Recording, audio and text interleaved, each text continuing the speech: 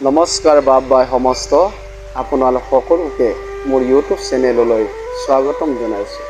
আজি আমি ক'বলৈ আহিছোঁ পূৰ্ণাংগ অৱতাৰ কৃষ্ণ অৱতাৰ ভগৱান শ্ৰীকৃষ্ণই দাপৰ যুগত অৱতাৰ ধাৰণ কৰি আহিলে আৰু ভগৱান শ্ৰীকৃষ্ণ বৈকুণ্ঠৰ প্ৰয়াণৰ পিছত দাপৰ যুগৰ শেষত কলি যুগ আহিছে আৰু কলি যুগৰ শেষত কল্কি অৱতাৰ আহিব আৰু ভগৱান বিষ্ণু এইজনা ভগৱান বিষ্ণু অনন্ত হৈজাত হৈ থকা লক্ষ্মী নাৰায়ণ অনন্ত কোটি ব্ৰহ্মাণ্ড হৰি মালিক তেওঁ প্ৰভু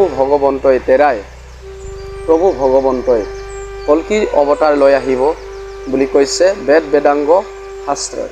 সূৰ্য ভাগৱত শাস্ত্ৰৰ দ্বাৰা আমি আলোচনা কৰিম আৰু কল্কি অৱতাৰ কেতিয়া প্ৰভু ভগৱন্তই ল'ব আৰু কল্কি অৱতাৰ কল্কি হৈ প্ৰভু ভগৱন্তই কেনেধৰণে আহিব, কোন গাঁৱত হ'ব, কোন সময়ত হ'ব, সূৰ্য ভাগৱত পুৰাণ শাস্ত্ৰৰ পৰা আমি আলোচনা কৰিব আহিছোঁ। আমি মূৰমতী অন্ধমতী প্ৰভুসকল আমি একো নাজানো, ভাগৱতৰ দ্বাৰা আমি চৰ্চা কৰিম আৰু আমি ভিডিঅ'টো আৰম্ভ কৰোঁ। প্ৰভু ভগৱন্তই যেন অৱতাৰ ধাৰণ কৰিছে পুনৰ ধৰ্ম সংস্থাপনৰ কাৰণে প্ৰভু ভগৱন্তৰে কোৱা বাণী यथा यथा हि धर्मस्व ग्लानिर्भवति भारत अद्भुत्थानम् अधर्मस्व तदात्मानं सृजाम्यहम् परित्राणाय साधूनां विनाशाय च दुष्कृतम् धर्मो संस्थापनार्थाय सम्भवामि युगे युगे।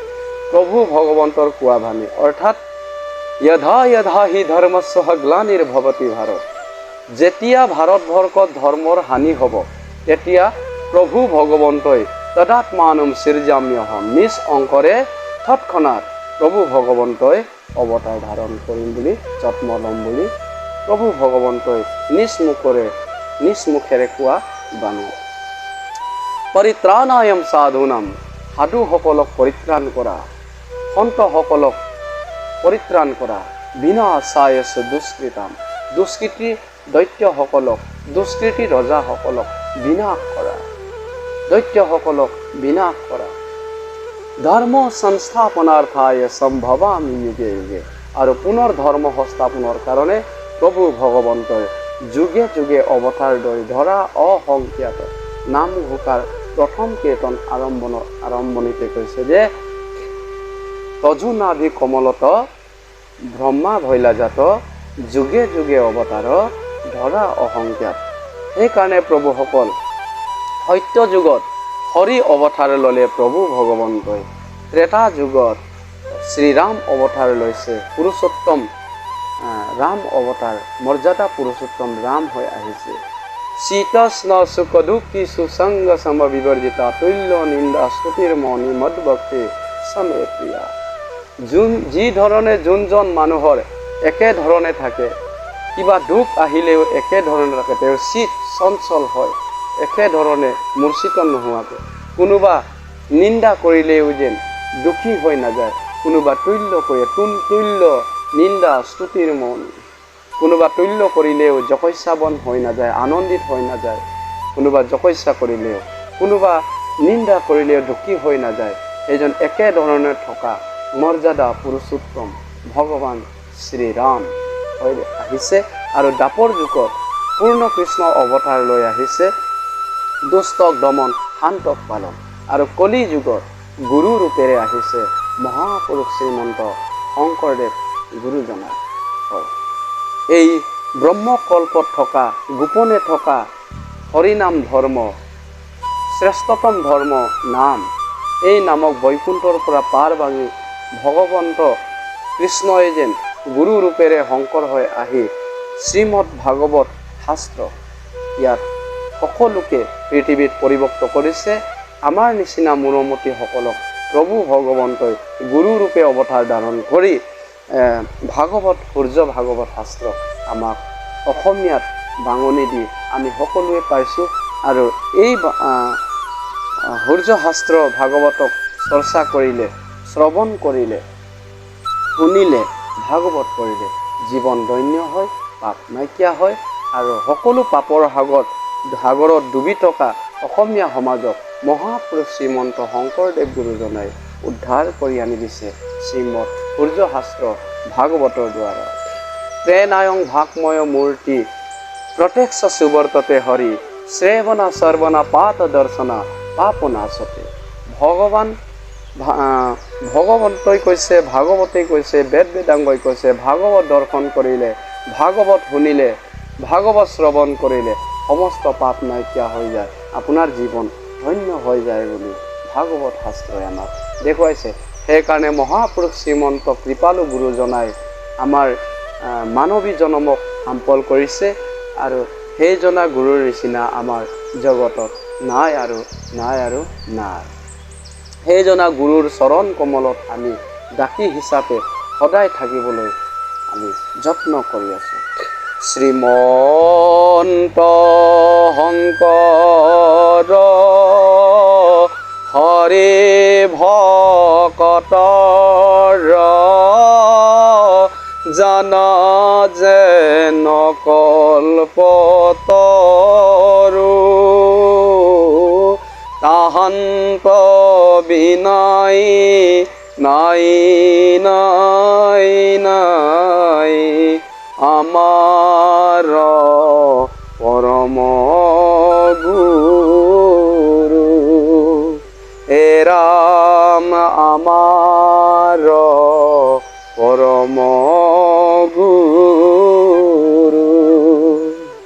হে বাবাই সমস্ত আজি প্ৰভু ভগৱন্তই যেন গুৰু ৰূপেৰে আহি কলি যুগত আমাক নাম ধৰ্ম দেখুৱাৰে, সেইকাৰণে তাহান্ত বিনাই নাই নাই নাই আমাৰ পৰম গুৰু।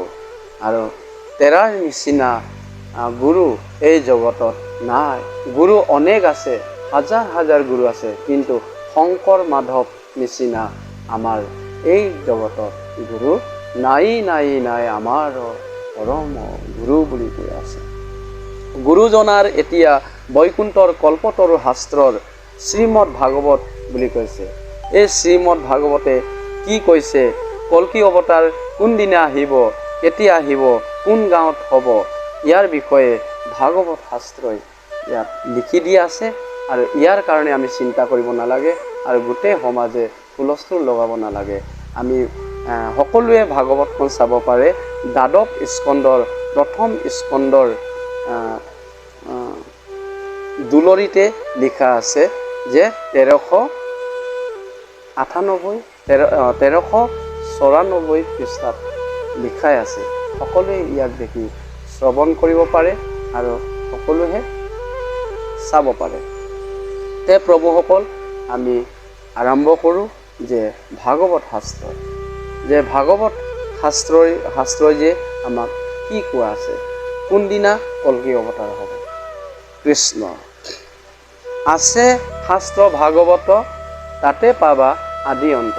এই ভাগৱত শাস্ত্ৰতে প্ৰথম স্কন্ধৰ পৰা দ্বাদশ পৰ্যন্তলৈকে আছে আছে ভাগৱত, তাতে পাবা আদি অন্ত। আদিৰ পৰা অন্তলৈকে আমাৰ এক এক প্ৰশ্ন, এক এক আমাৰ জীৱনৰ সন্দিক্ষণ সকলো ইয়াতে আদিৰ পৰা অন্তলৈকে, জন্মৰ পৰা মৃত্যুলৈকে, মৃত্যু হৈ ক'ত থাকিব, মৃত্যু হৈ কাক লগ পাব, কেনেধৰণে আমাৰ আত্মাৰ গতি হ'ব, সকলোতে প্ৰথম স্কন্ধৰ পৰা দ্বাদশ পৰ্যন্তলৈকে মহাপুৰুষ শ্ৰীমন্ত শংকৰদেৱ গুৰুজনাই ইয়াত উল্লেখ কৰি দিয়া আছে। তে প্ৰভুসকল, আমি ভিডিঅ'টো আৰম্ভ কৰোঁ। ৰাম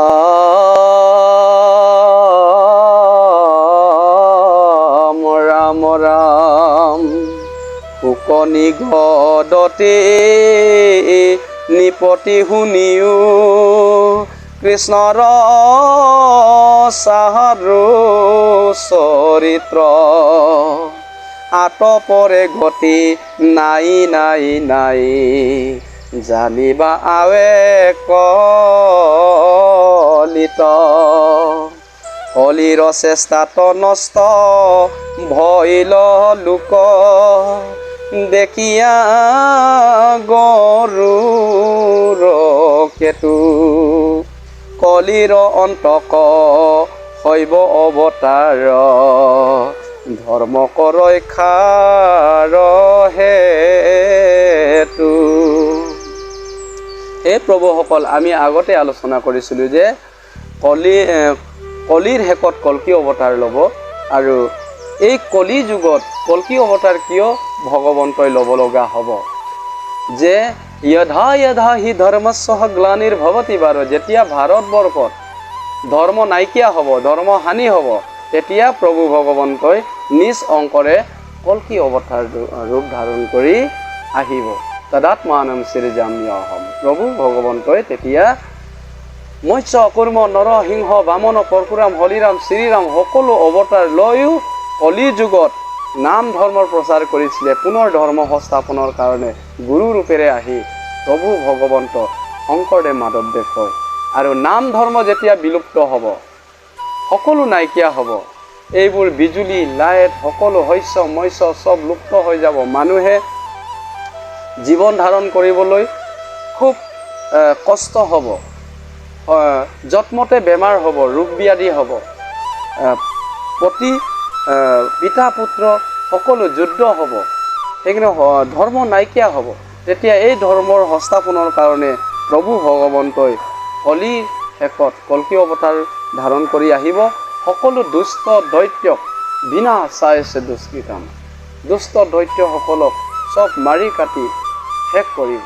এই নামঘোষাৰ প্ৰথম কীৰ্তনতে চতুৰ্বিংশতি অৱতাৰ বৰ্ণন আৰু ঘোষাতে লিখা আছে যে কলিৰ শেষত সত্য, কলিৰ শেষত কল্কি অৱতাৰ কাটি মাৰি মেলচক কৰিবা বুন্দা মাৰ। সেনেকৈ প্ৰভু ভগৱন্তই আহিব, মেলচসকলক কাটি মাৰিব। মেলচ মানে গুৰু দ্ৰোহী, গুৰু নিন্দা আৰু ভকত নিন্দা আৰু প্ৰভু ভগৱন্তক চিনি নোপোৱা সকলো মেলচ থকা মানুহবিলাকক কাটি মাৰি প্ৰভু ভগৱন্তই কল্কি অৱতাৰ ধাৰণ কৰি সকলোকে নিপাত কৰিব বুলি ইয়াত কোৱা আছে। ধৰ্মৰ ৰক্ষাৰ হেতু, ধৰ্মৰ ৰক্ষাৰ হেতু কল্কি অৱতাৰ আহিব।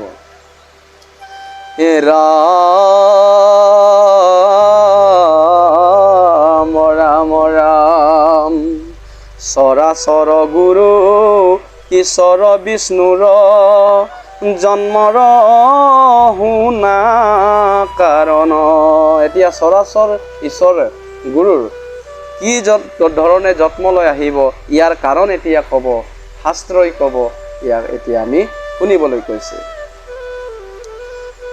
ৰাম সাধু সমস্তৰ ধৰ্ম ৰক্ষা হৈব, নখিব দুষ্ট দুৰ্জন।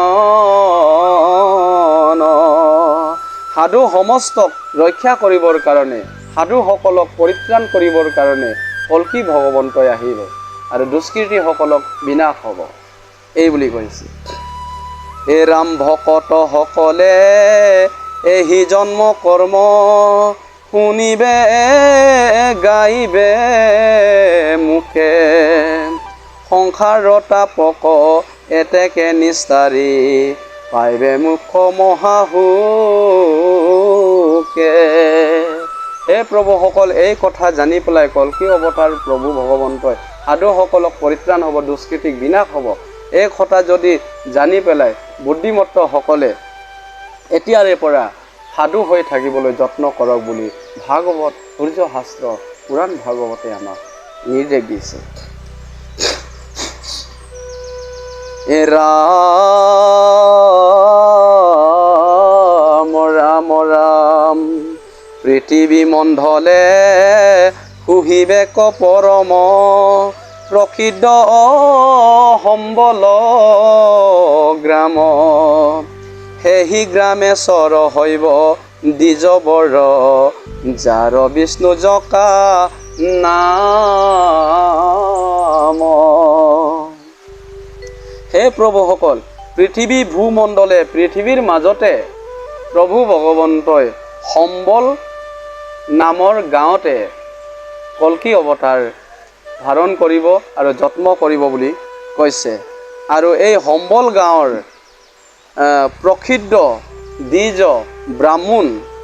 ব্ৰাহ্মণৰ ঘৰত, যাৰ নাম বিষ্ণু জকা নামৰ ব্ৰাহ্মণৰ ঘৰত পুত্ৰ হৈ প্ৰভু ভগৱন্ত কল্কি হৈ অৱতাৰ ল'ব বুলি ইয়াত উল্লেখ কৰিছে। আমি ইয়াক লৈ সকলোৱে কোনো বিবাদ কৰিব নালাগে যে কল্কি অৱতাৰ আহিলে, কল্কি ভগৱন্ত অৱতাৰ ল'লে, জন্ম ল'লে, এই বুলি আমি বিবাদ কৰিব নালাগে। আমি সকলোৱে প্ৰভু ভগৱন্তক ধ্যান কৰি, ভাগৱতৰ চৰ্চা কৰি, বেদ বেদাংগ শাস্ত্ৰই সকলোকে ইয়াত লিখা আছে। কোন সময়ত হ'ব, কল্কি অৱতাৰ কেতিয়া আহিব, কোন গাঁৱত হ'ব, কাৰ ঘৰত হ'ব, ইয়াত নাম উল্লেখ কৰিছে। ইয়াত কৈছে যে পৃথিৱী ভূমণ্ডলে, পৃথিৱীৰ মাজতে বুলি কৈছে, আমাৰ অসমতো কোৱা নাই। হুহিবেক পৰম প্ৰসিদ্ধ সম্বল গ্ৰাম, এই প্ৰসিদ্ধ সম্বল গাঁও পৃথিৱীৰ মাজতে সম্বল নামৰ গাঁৱত প্ৰভু ভগৱন্তই আহিব। এই সম্বল গাঁৱত বিষ্ণুজকা নামৰ প্ৰসিদ্ধ ব্ৰাহ্মণৰ ঘৰত পুত্ৰ হৈ কল্কি হৈ ভগৱন্তই জন্ম ধাৰণ কৰিব বুলি ইয়াতে কোৱা আছে।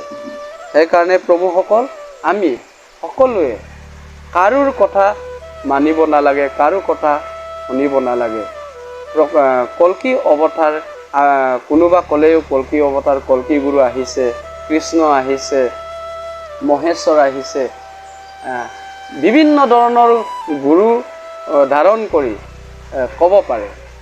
কিন্তু প্ৰভুসকল এটাই কথা যে গুৰু ঈশ্বৰ স্বৰূপ, গুৰু ঈশ্বৰ নহয়। গুৰু ঈশ্বৰ স্বৰূপ কেনেকৈ হ'ল? প্ৰভু ভগৱন্ত ঈশ্বৰক মাৰ্গদৰ্শন কৰিবৰ কাৰণে দেখুওৱা এজন ব্যক্তি, সেইকাৰণে তেওঁ গুৰু, তেওঁ ঈশ্বৰৰ স্বৰূপ হয়। কোনটো দিশত গ'লে ভগৱন্তক পাব, কোনটো মাৰ্গত গ'লে ভগৱন্তক দৰ্শন কৰিব, এই মাৰ্গটো দেখাই দিয়া গুৰু বুলি কয়, এই পথ দেখাই দিয়া গুৰু বুলি কয়। সেইকাৰণে গুৰু ঈশ্বৰ স্বৰূপে হয়, কিন্তু গুৰু ঈশ্বৰ নহয়। যোনজন গুৰুৱে যিদিনাখনৰ পৰা নিজকে ঈশ্বৰ বুলি ক'ব, তেতিয়াহ'লে জানিব লাগে যে সেইজন গুৰু বুদ্ধিগ্ৰস্ত হ'ল, অৰ্থাৎ বুদ্ধি নষ্ট হ'ল, তেওঁৰ বুদ্ধিয়ে কাম দিয়া নাই, যে বিনাশকালী বিপৰীত বুদ্ধি বুলি কৈছে। সেইকাৰণে যোনজন গুৰুৱে নিজকে ঈশ্বৰ বুলি ভাবিব, ঈশ্বৰ বুলি ক'ব, সিদিনাৰে পৰা আমি সকলোৱে জানিব লাগে যে সেইজন গুৰুৱে আজিৰে পৰা বুদ্ধি নাইকিয়া হৈ গৈছে, নষ্টভ্ৰষ্ট হৈ গৈছে। এই কথাকে বেদ বেদাংগ শাস্ত্ৰই আমাক প্ৰকাশ কৰিছে। হে ৰাম বেদত শাস্ত্ৰৰ সমস্তে পাৰ্গত, নেৰিবে নীতি আচাৰ, পৰম ভকত তাহানে গৃহত, হৈবা কল্কি অৱতাৰ। বেদত শাস্ত্ৰত পাৰ্গত সেইজন দ্বিজ ব্ৰাহ্মণৰ ঘৰত আৰু নীতি আচাৰ নেৰিব, নীতি আচাৰ সৰ্বদাই নিত্য নৈমিত্তিকভাৱে কৰি থাকিব, সেইজন দ্বিজ ব্ৰাহ্মণ বিষ্ণুজকা নামতহে প্ৰভু ভগৱন্তই কল্কি অৱতাৰ হৈ আহিব বুলি ইয়াত উল্লেখ কৰা আছে। তেন্তে প্ৰভুসকল, আমি কিয় বিবাদ কৰিব লাগে যে কল্কি অৱতাৰ আহিছে, কল্কি ভগৱন্ত আহিছে বা নাই? আমি কিয় বিবাদ কৰিব লাগে? আছে শাস্ত্ৰ ভাগৱত, তাতে পাবা আদি অন্ত। ভাগৱততে আদিৰ পৰা অন্তলৈকে ভাগৱত চৰ্চা কৰক, ভাগৱত পঢ়ক, ভাগৱততে কোৱা আছে। সেইকাৰণে আমি মৰ্যাদা পুৰুষোত্তমৰ নিচিনাকৈ কোনোবা তুল্য কৰিলেও আনন্দিত হৈ যাব নালাগে, কোনোবা নিন্দা কৰিছে এইটোতো মূৰ্ছিত যাব নালাগে। শীতষ্ণ সুখ দুঃখী সুসংগ সম বিবৰ্জিতা, তুল্য নিন্দা স্তুতিৰ মণি মদবাকে সময়ে ক্ৰিয়া। প্ৰভুসকল, আমি সকলোৱে একেধৰণে থাকিব লাগে আৰু প্ৰভু ভগৱন্তক স্মৰণ কৰিব লাগে।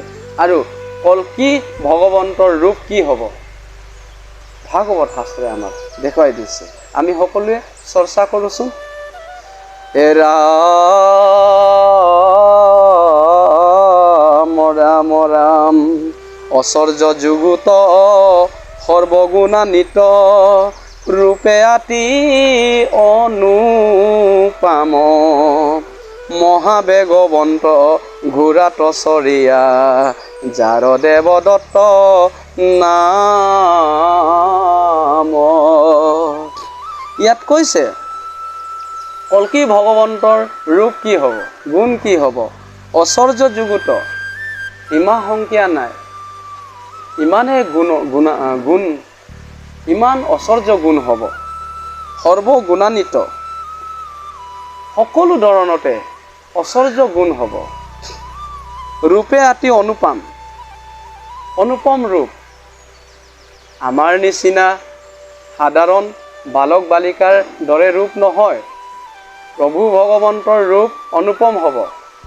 আমাৰ নিচিনা মানুহে কোনোবা ক'ব পাৰে যে আমি ঈশ্বৰৰ অৱতাৰ হ'লোঁ, মই কৃষ্ণ, মই ৰাম। কোনোবা কৈছে নহয়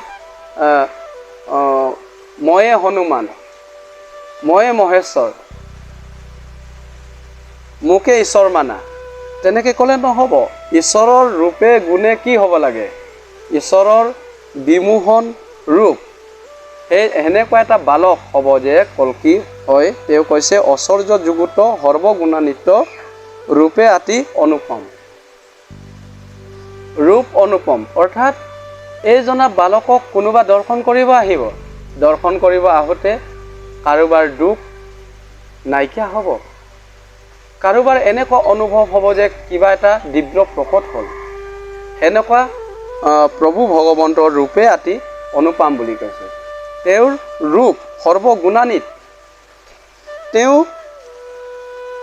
প্ৰভু ভগৱন্তৰ সৰ্বগুণান্বিত। তেওঁক ৰূপ দৰ্শন কৰিলে দুখ নাইকিয়া হৈ যায়, সমস্ত দুখ বেদনা নাইকিয়া হৈ যায়।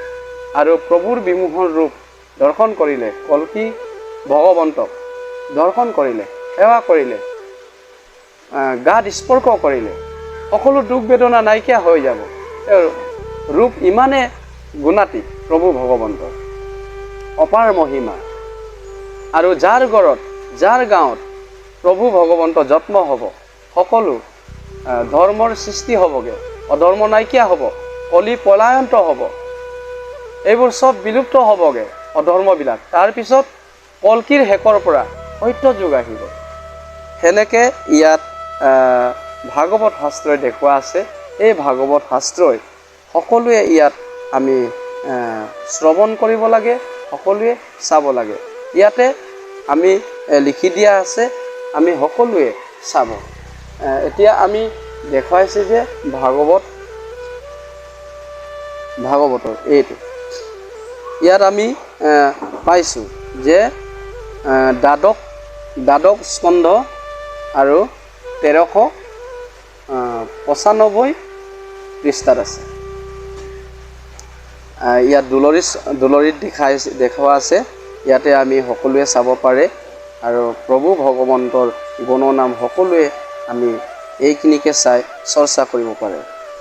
ৰাম ৰাম ৰাম আতি তীক্ষ্ণ তৰ খান্দা কৰে ধৰি কৰি মহা আৰম্পতি। হে ৰাম গোটকত উঠি বেগে দিয়া ছুটি ফুৰিবা ভূমি প্ৰজতি কৰি কৰ্ম ঘূৰ যত কত চুৰ লোকত ৰাজা বোলাৱে কোটি অসংখ্যাত কাটিবন্ত তাক টিকাল কান্ধাৰ গাৱে মহামেল চহবে ৰাজা বোলাই বেক ধৰাই চেত ছত্ৰ দণ্ড নিসন্ততি কৰি কূপে কল্কি হৰি কৰিবন্ত কন্ধ কন্ধ হৰি ৰাম ৰাম। হে প্ৰভু ভগৱন্ত, হে ভাৱ বাই সমস্ত। আৰু সকলোকে ইয়াতে কৈছে যে ঘোঁৰাত উঠি যাব। এই ঘোঁৰাৰ নামে হৈছে দেৱদত্ত। মহাবেগৱন্ত ঘোঁৰাটো চৰিয়া, যাৰ দেৱদত্ত নাম। ঘোঁৰাটোৰ নাম দেৱদত্ত হ'ব। আৰু অতি তীক্ষ্ণৰে খান্দা কৰে ধৰি কৰি মহা আৰম্ভতি। আৰু অতি বেগেৰে ঘোঁৰাত চৰি যাব, ঘোঁৰাত উঠি যাব কল্কি অৱতাৰ প্ৰভু ভগৱন্তই। আৰু হাতত তৰোৱাল ল'ব। খান্দা মানে তৰোৱাল। এই তৰোৱালটি অতি চোকা। আৰু ঘোঁৰাত উঠি বেগে দিয়া চুটি পুৰিবা ভূমি পৰ্যন্তি। এই ভূমিক যেনে পৰশুৰাম অৱতাৰ লৈ ৩৭২১ বাৰ ভূমিক পৰ্যতি কৰিছিলে, তেনেকৈ কল্কি অৱতাৰে আকৌ দুষ্ট দৈত্যসকলক নিধন কৰিবলৈ ঘোঁৰাত উঠি যাব বুলি কৈছে। কলিৰ কৰ্ম ঘোৰ যত কটচুৰ, লোকৰ ৰাজাত বোলাবে। কোটি অহংক্যাত কাটিবন্ত তাক, তীখাল কাণ্ডাৰ গাৱে। যে এই মহামেলছ হবে ৰজা বোলাইবেক, ধৰাই ছত্ৰ শ্বেত ছত্ৰ দণ্ড, নিসন্ততি কৰি কোপে কল্কি হৰি, কৰিবন্ত কন্ধ কন্ধ। এই মেলছসকলৰ নিজকে অহংকাৰী হৈ পেলাই নিজকে ৰজা বুলি গৰ্বৰে থকা ৰজাসকলকো কাটি মাৰি খণ্ড খণ্ড কৰি পেলাব বুলি কল্কি ভগৱন্তই আহিব বুলি ইয়াত বেদ বেদাংগ শাস্ত্ৰ পুৰাণে মহাপুৰুষ শ্ৰীমন্ত শংকৰদেৱ গুৰুজনাই আমাক ইয়াত দিয়া আছে।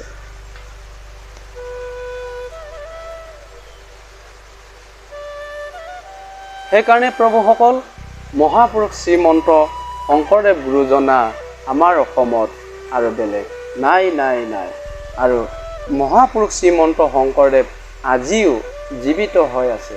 যে দশম কীৰ্তনত মহাপুৰুষ শ্ৰীমন্ত শংকৰদেৱক কোনোবা দৰ্শন কৰিবলৈ যদি ইচ্ছা আছে, যে কীৰ্তন দশমতে মহাপুৰুষ শ্ৰীমন্ত শংকৰদেৱক পাব বুলি নিজ বাক্যৰে মহাপুৰুষ শ্ৰীমন্ত শংকৰদেৱ গুৰুজনে কৈছে। সেইকাৰণে সেইজনা কৃপালু গুৰুজনাই যদি অসমত আৱিৰ্ভাৱ নোহোৱা হোৱা হ'লে আজি অসমে ৰসাতলত যায়। আৰু এই সংস্কৃত ভাগৱতৰ পৰা অসমীয়ালৈ আনি দিওঁতা কোনো এজন সামৰ্থ্যৱান গুৰু নাই নাই নাই। তে প্ৰভুসকল, আজি মোৰ ভিডিঅ'টো ইমানতে সমাপ্ত কৰিছোঁ। আৰু পিছৰবাৰ ভিডিঅ'ত আমি পুনৰ লগ পোৱাৰ প্ৰতিশ্ৰুতিৰে সকলোকে আমি আজি এই ভিডিঅ'টোৰ পৰা আমি এই প্ৰাৰ্থনাৰ পৰা আমি বিদায় লৈছোঁ।